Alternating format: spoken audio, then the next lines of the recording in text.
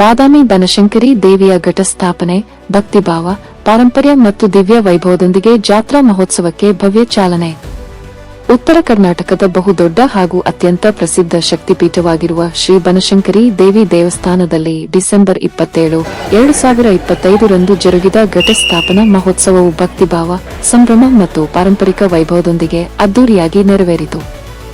ಈ ಘಟಸ್ಥಾಪನೆಯೊಂದಿಗೆ ಬನಶಂಕರಿ ತಾಯಿಯ ವಾರ್ಷಿಕ ಜಾತ್ರಾ ಮಹೋತ್ಸವಕ್ಕೆ ಅಧಿಕೃತವಾಗಿ ದಿವ್ಯ ಹಾಗೂ ಭಕ್ತಿಪೂರ್ಣ ಚಾಲನೆ ದೊರೆಯಿತು. ಬೆಳಗ್ಗೆಯೇ ದೇವಾಲಯದ ಆವರಣ ಮತ್ತು ಸುತ್ತಮುತ್ತಲ ಪ್ರದೇಶಗಳು ಭಕ್ತರಿಂದ ಕಂಗೊಳಿಸಿತು.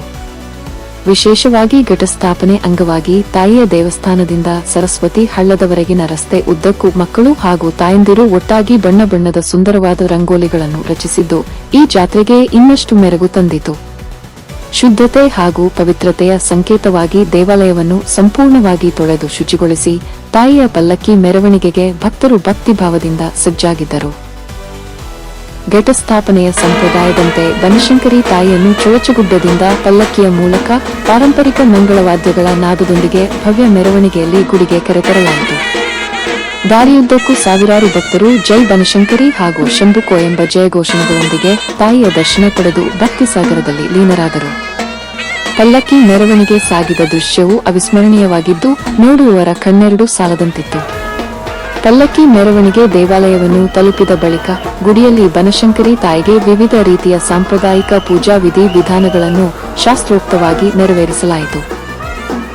ವೇದಮಂತ್ರಗಳ ನಾದ, ದೀಪಾರಾಧನೆ ಹಾಗೂ ವಿಶೇಷ ಪೂಜಾ ಕ್ರಮಗಳು ಭಕ್ತರಲ್ಲಿ ಆಧ್ಯಾತ್ಮಿಕ ಉಲ್ಲಾಸವನ್ನು ತುಂಬಿದವು. ಈ ಎಲ್ಲ ಕಾರ್ಯಕ್ರಮಗಳ ಮಧ್ಯೆಯೂ ಸಾವಿರಾರು ಭಕ್ತರು ಬೆಳಗ್ಗೆಯಿಂದಲೇ ತಾಯಿಯ ದರ್ಶನಕ್ಕಾಗಿ ಶಿಸ್ತಿನಿಂದ ಕಾಯುತ್ತಿದ್ದರು. ಪೂಜಾ ವಿಧಿವಿಧಾನಗಳು ಸಂಪೂರ್ಣಗೊಂಡ ತಕ್ಷಣ ಎಲ್ಲ ಸದ್ಭಕ್ತರಿಗೆ ತಾಯಿಯ ದರ್ಶನಕ್ಕೆ ಅವಕಾಶ ಕಲ್ಪಿಸಲಾಯಿತು. ಭಕ್ತರು ತಾಯಿಯ ದರ್ಶನ ಪಡೆದು ಕೃತಜ್ಞತೆಯಿಂದ ಪ್ರಾರ್ಥನೆ ಸಲ್ಲಿಸಿ ಬನಶಂಕರಿ ತಾಯಿಯ ಕೃಪೆಗೆ ಪಾತ್ರರಾದರು.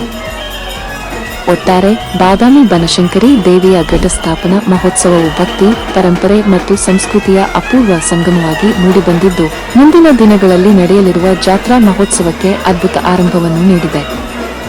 ಧನ್ಯವಾದಗಳೊಂದಿಗೆ ವರದಿ ನಾರಾಯಣ ವಗ್ಗ, ವಿಎನ್ ನ್ಯೂಸ್, ಇಳಕಲ್.